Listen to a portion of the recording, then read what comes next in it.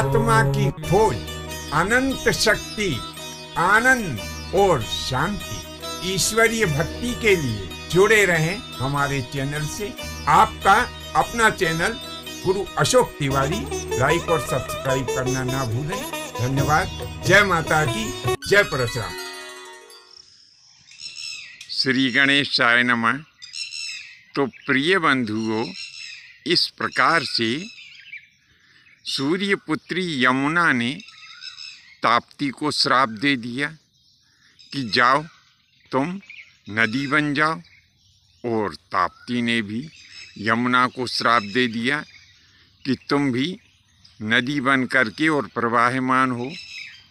क्योंकि पूर्व समय में यदि श्राप और वरदान दे दिया जाता था तो वह कभी मिथ्या नहीं होता था। अब दोनों बहनों ने जब एक दूसरे को श्राप दे दिया तो यह नदी बन करके और प्रवाहमान हो गई। इनमें जो बड़ी बहन यमुना थी उसका उद्गम हिमालय की एक पर्वत श्रेणी है जमुनोत्री नाम की। इसे जमुनोत्री भी कहते हैं और यमुनोत्री भी कहते हैं। वहाँ से यमुना का जो उद्गम हुआ है, इसी प्रकार से ताप्ती का उद्गम भी विंध्याचल पर्वत के ऊपर से हुआ है। ताप्ती का जो उद्गम स्थान है, वर्तमान में इस शहर को मुल्ताई कहा जाता है। मुल्ताई के पास से ही ताप्ती का जो है वो उद्गम हुआ है।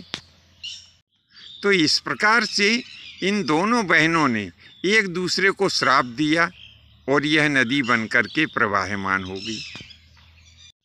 जब यह समाचार ताप्ती की माँ छाया ने सुना कि यमुना ने मेरी पुत्री को श्राप दे दिया कि जाओ तुम नदी बन करके प्रवाहमान हो जाओ, अब छाया किसके ऊपर अपना क्रोध निकाले?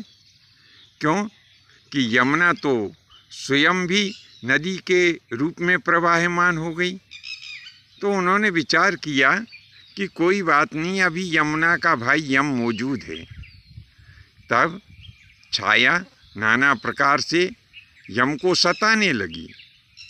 एक बार जब छाया यम को मारने के लिए दौड़ी, तब यम ने क्या किया कि अपना चरण छाया के ऊपर प्रहार करने के लिए उठाया, और जैसे ही यम ने अपना पैर उठाया कि मैं अपनी सौतेली माँ छाया को लात मार दूं, तो यह छाया ने देख लिया।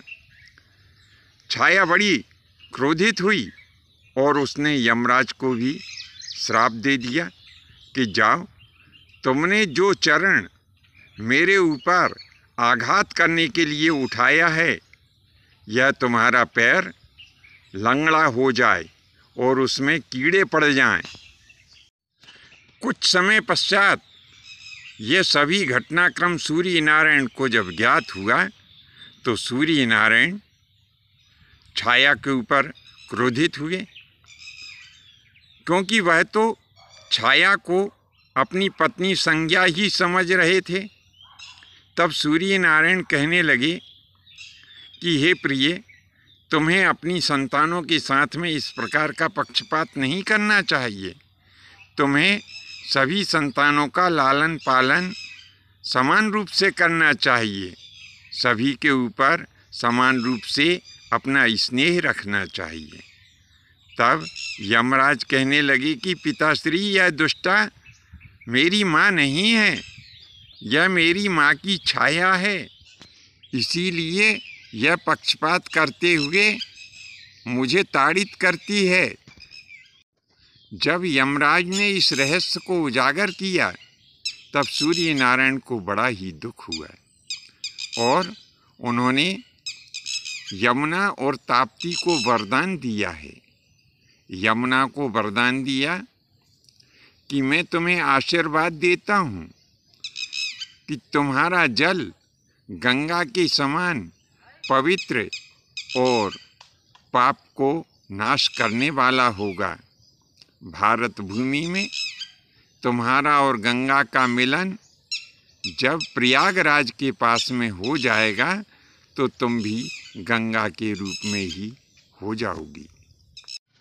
इसी प्रकार से सूर्य नारायण ने ताप्ती को भी आशीर्वाद दिया है कि हे ताप्ती, तुम सभी तापों का हरण करने वाली होगी, और यदि किसी के ऊपर शनि, राहु, केतु इत्यादि दुष्ट ग्रहों की गोचर दशा, अंतर्दशा, महादशा यदि खराब चल रही होगी तो वह तुम्हारे जल में जब जाकर के स्नान करेगा, वहाँ पर दान और पुण्य करेगा, ईश्वर चिंतन करेगा, तो उसके ऊपर किसी भी प्रकार के ग्रहों का बुरा प्रभाव नहीं होगा।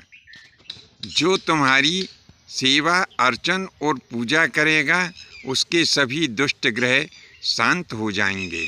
ऐसा आशीर्वाद सूर्य नारायण ने ताप्ती को दिया।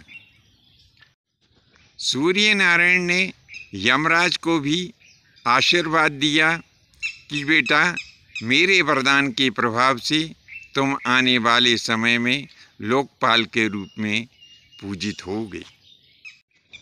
सूर्य नारायण ने छाया से कहा कि छाया, आज से तुम प्रत्येक प्राणी के शरीर में निवास करोगी और उस प्राणी के शरीर के साथ में सदैव ही तुम बनी रहोगी।